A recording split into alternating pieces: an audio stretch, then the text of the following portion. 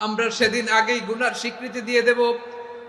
আমরা বলবো, আল্লাহ তুমি প্রশ্ন করার আগে তোমার একটা কথা বলি, আমারে কিছু জিজ্ঞেস করো না, আমি সব করেছি।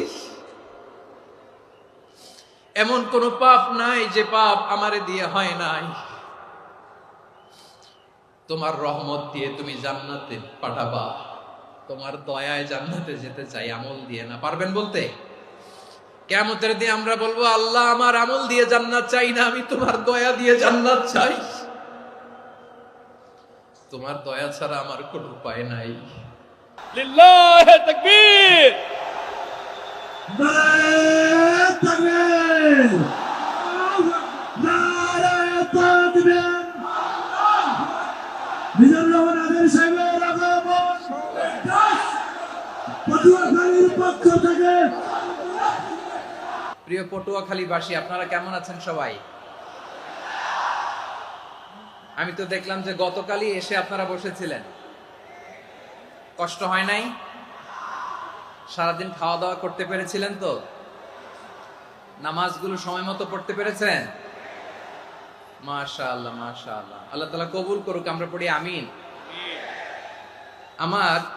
আপনারা শুনেছেন যে প্রতিটি বিভাগে আমরা একটি করে প্রোগ্রাম দিচ্ছি, একবার করে সফর করছি।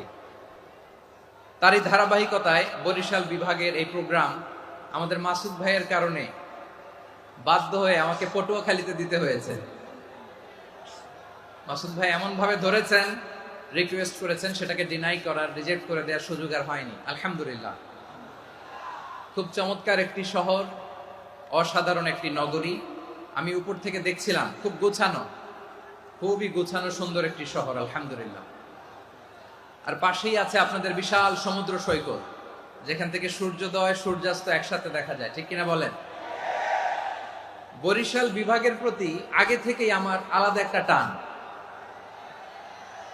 দুটো কারণে।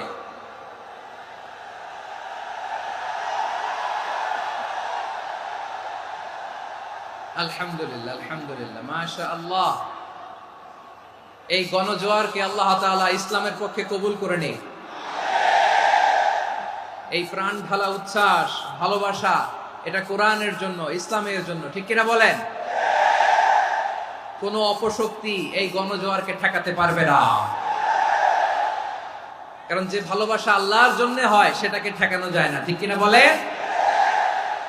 আমার প্রাণ প্রিয় পটুয়াখালীবাসী ভাইরা,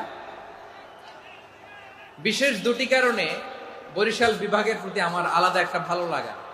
এর কারণ, এই অঞ্চলে